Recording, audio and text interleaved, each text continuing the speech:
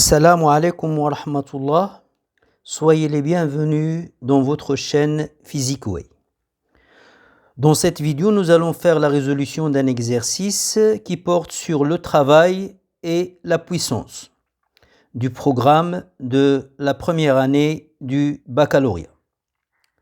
L'énoncé. Un solide S entraîne par l'intermédiaire de deux fils inextensibles et d'une poulie à double gorge une caisse C posée sur une table horizontale. Le rayon de la gorge externe est R égale à 10 cm. Celui de la gorge interne est R égale à 5 cm. Le solide S de masse M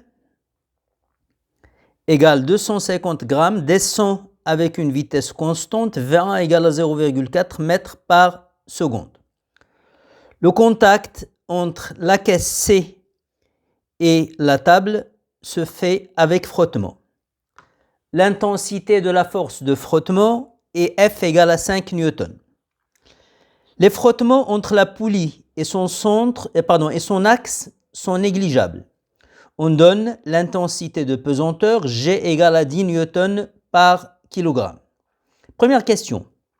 Calculez le travail de la force exercée par le fil horizontal sur la poulie lorsque la caisse C parcourt une distance D égale à 3 mètres. Donc, on cherche la force, le travail de la force exercée par le fil horizontal sur la poulie lorsque la caisse C se déplace de 3 mètres.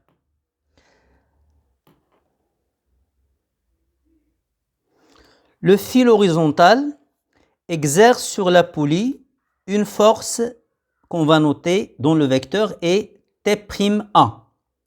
Sa direction, c'est celle du fil. Et son sens, c'est de la poulie vers le fil. Toujours lorsqu'on a un fil qui est en contact avec un corps, la force exercée par le fil, c'est toujours du corps vers le fil. Donc, la force exercée par le fil horizontal sur la poulie est représentée par le vecteur T'1. La poulie est en mouvement de rotation. Or, on sait que le travail d'une force qui s'exerce sur un corps en rotation, elle est égale au moment de la force par rapport à l'axe delta fois l'angle delta θ dont tourne la poulie. Le travail de la force T'1 exercé par le fil horizontal sur la poulie, c'est le moment par rapport à l'axe delta de la force T'1 fois l'angle de rotation de la poulie, delta θ. Pour exprimer le moment de la force T'1 par rapport à l'axe delta, on va d'abord choisir un sens positif. On va choisir le sens du mouvement. Le corps S descend. Donc, lorsque le corps va descendre, il va faire tourner la poulie dans ce sens, le sens de rotation des aiguilles d'une montre. C'est lui qu'on va choisir comme sens positif.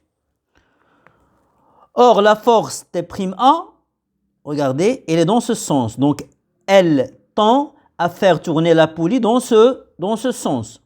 Donc, son moment est négatif. Elle est égale à moi, l'intensité T'1 fois la distance qui sépare la droite d'action de la force de l'axe delta. Cette distance, c'est R. Donc, le moment de T'1 par rapport à l'axe delta, c'est l'intensité T'1 fois la distance R. Tout ça, on va lui associer un signe moins puisque T'1 tend à faire tourner la poulie dans le sens négatif. Donc, son moment est négatif. Donc, le travail sera égal à, le moment c'est moins, T'1 fois R, la distance entre la droite d'action et l'axe delta. Maintenant, reste le delta θ. Le fil est inextensible. Donc, lorsque la caisse C va parcourir une distance D, lorsqu'il va se déplacer d'une distance D, tous les points du fil vont se déplacer d'une distance D.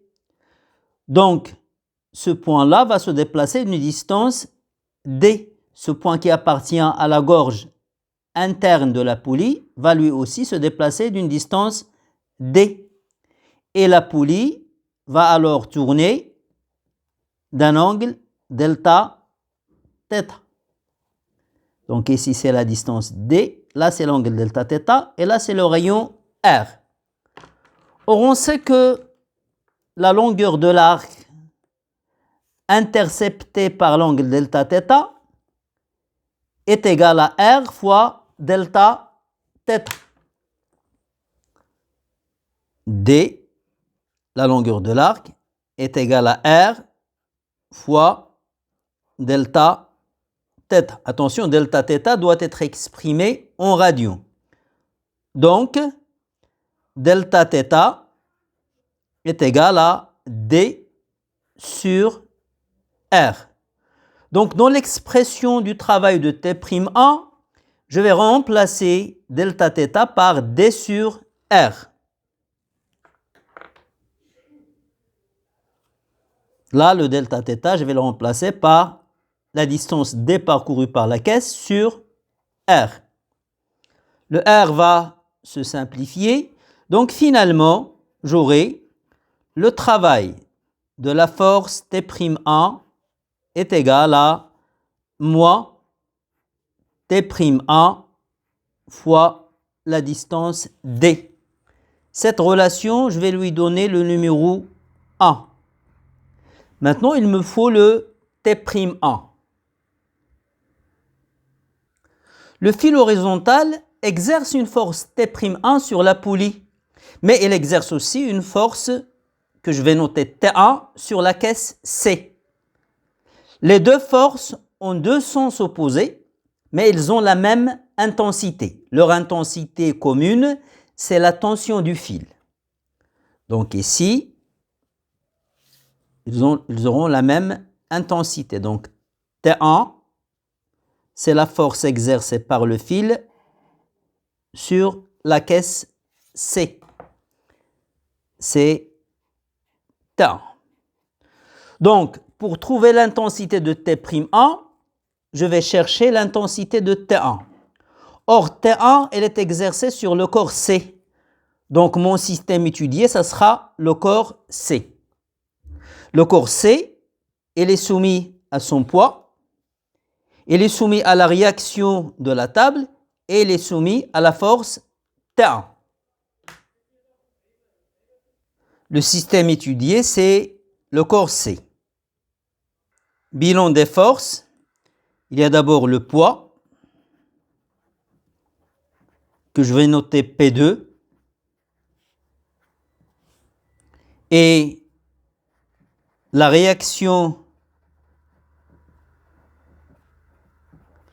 de la table, que je vais noter R2, et finalement, la force exercée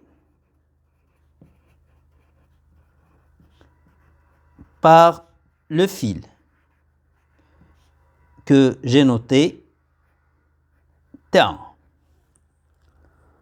Or, la caisse se déplace avec une vitesse constante. Donc, le centre d'inertie de la caisse a un mouvement rectiligne uniforme. Donc, on peut appliquer le principe d'inertie. Le mouvement du centre d'inertie de C est rectiligne uniforme. D'après le principe d'inertie, je peux écrire la somme des vecteurs force est égale au vecteur nul, c'est-à-dire C est mécaniquement pseudo-isolé.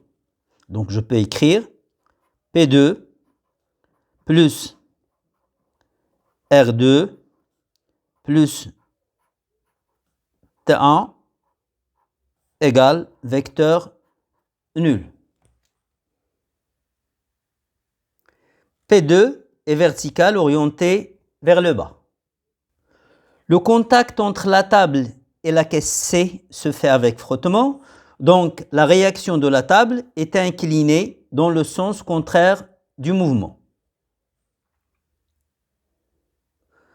Pour calculer T1, on va projeter cette relation vectorielle sur l'axe OX qui est confondu avec le fil qui a la même direction que le fil et le même sens que celui du mouvement.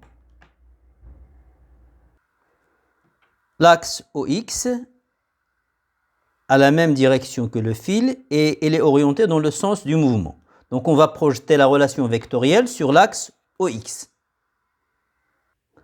Donc on aura P2X plus R2X plus T1X égale 0.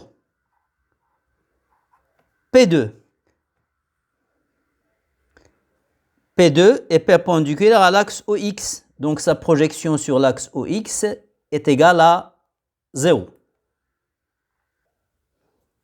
Donc on aura maintenant R2X, la projection de R2 sur l'axe OX.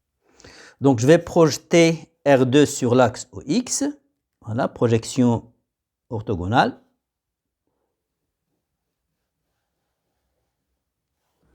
Et la projection de R2 sur OX, c'est ce vecteur. Voilà. Or, ce vecteur, c'est quoi?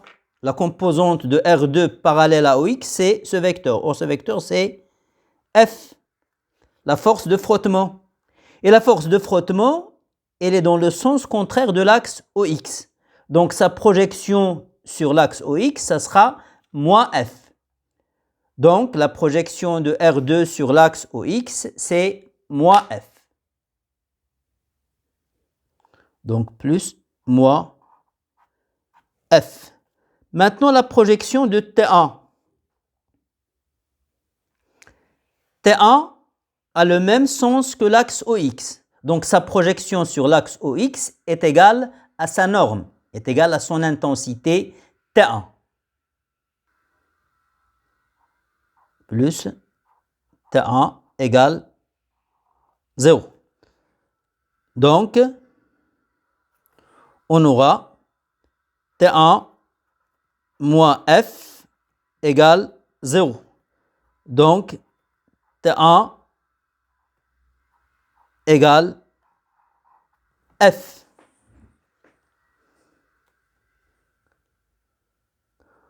Or, on sait que l'intensité de la force T1 est égale à celle de T'1. Donc T'1 égale à T1, c'est la tension du fil. Donc, on peut en conclure que T'1 égale petit f. Je remplace dans la relation 1, donc en utilisant la relation 1, on aura le travail, c'est T'1, le travail de T'1 est égal moins petit f fois d.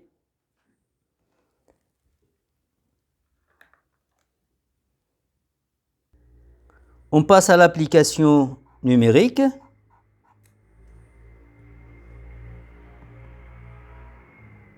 Le travail de T'1 est égal à moins 15 joules.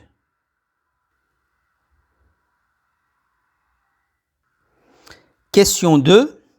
Calculer les puissances des forces exercées par les deux fils sur la poulie. Donc, il y a le fil horizontal qui exerce une force T'1 et il y a le fil vertical qui exerce une force que je vais noter T'2. Il sera vertical orienté vers le bas. Donc, il y a la force T'1 exercée par le fil horizontal et la force T'2 exercée par le fil vertical. Commençons par la puissance instantanée de T'1. D'après le cours, on sait que la puissance instantanée d'une force qui s'exerce sur un corps en rotation, elle est égale au moment de la force par rapport à l'axe delta fois la vitesse angulaire oméga de la poulie.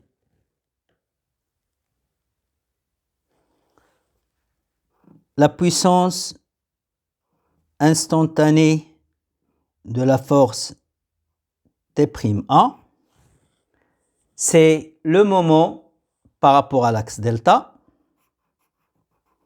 de T'1 fois la vitesse angulaire oméga de la poulie.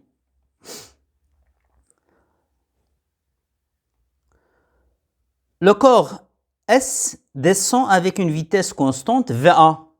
Donc, tous les points du fil, qui est inextensible, vont se déplacer avec une vitesse V1. Donc, tous les points de la gorge externe de la poulie vont se déplacer avec la même vitesse V1. Donc, par exemple, ce point-là, il aura une vitesse V1. Et oméga, c'est la vitesse angulaire de la poulie. Or, on sait qu'il y a une relation entre la vitesse linéaire et la vitesse angulaire. La vitesse V1 est égale à la vitesse angulaire fois le rayon R. Le rayon R de la trajectoire de ce point qui appartient à la gorge externe de la poulie. Donc, on a V1 égale à R fois oméga. Donc, oméga est égal à V1 sur R.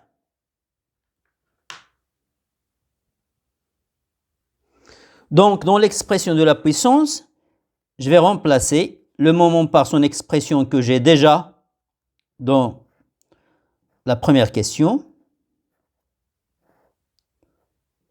On a vu que le moment c'est moins F, l'intensité fois R, puisque l'intensité de T'1, on a montré qu'il est égal à F. Et le moment de T'1, on a déjà vu qu'il est égal à moins l'intensité fois R. Donc, c'est moins F fois R. Fois oméga, que je vais remplacer par l'expression que je viens d'établir, fait 1 sur R.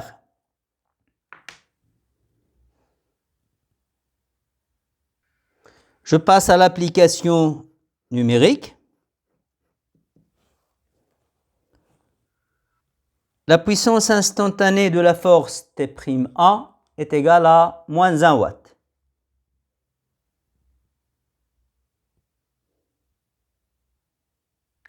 Après, on va refaire la même chose pour la force T'2 exercée par le fil vertical.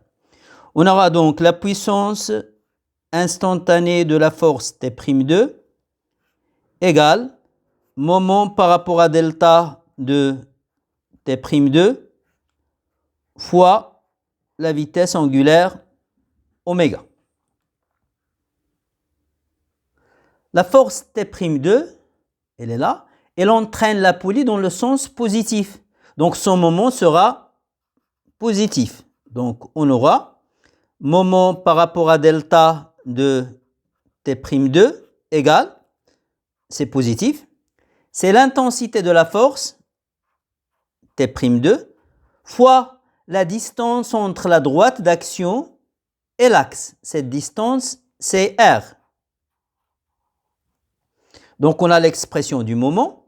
Et là, on a l'expression de oméga, c'est V1 sur R. Je vais les remplacer dans l'expression de la puissance instantanée de T'2. J'aurai donc puissance de T'2 égale T'2 fois R fois oméga qui est égal à V1 sur R. Le R va se simplifier. Finalement, on aura la puissance instantanée de T'2 égale T'2 fois V1. Relation 1, 2. Donc, cette relation, je vais lui donner le numéro 2. Maintenant, il me faut le T'2. T'2, c'est la tension du fil vertical. Dans l'extrémité inférieure du fil vertical, on a le corps S. Et le fil exerce sur le corps S une force que je vais noter T2. Elle est verticale, orientée vers le haut, et elle a la même intensité que T'2. C'est la tension du fil. Donc, pour trouver la tension du fil, c'est-à-dire pour trouver l'intensité de T'2, je vais étudier le corps S. Le corps S est soumis à son poids, que je vais noter P2 si vous voulez, et à la force exercée par le fil, notée T2. Système étudié, le corps S. Bilan des forces, il y a le poids, que je vais noter P2 si vous voulez, ou P1, puisqu'on a noté P2 pour le corps, pour la caisse C, donc P1. Et la force exercée par le fil vertical,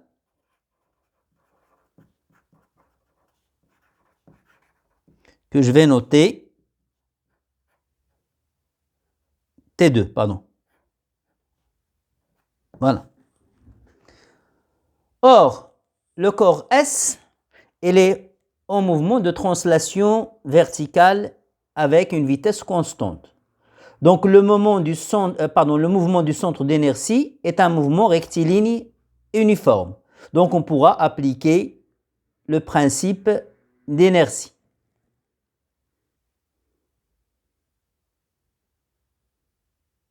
En appliquant le principe d'inertie, je peux écrire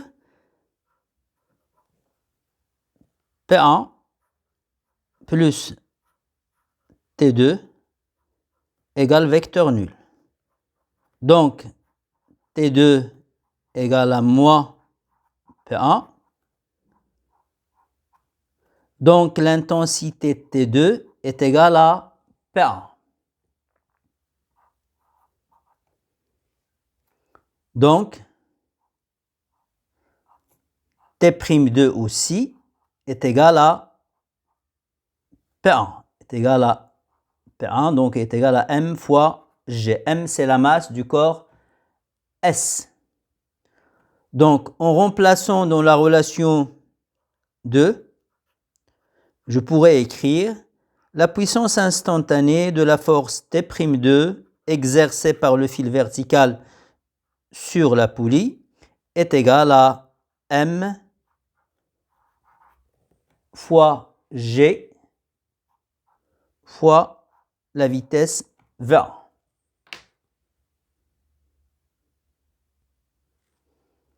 Application numérique. P de T'2 est égal à 1 watt. Merci pour votre attention et à bientôt dans une prochaine vidéo, Inch'Allah.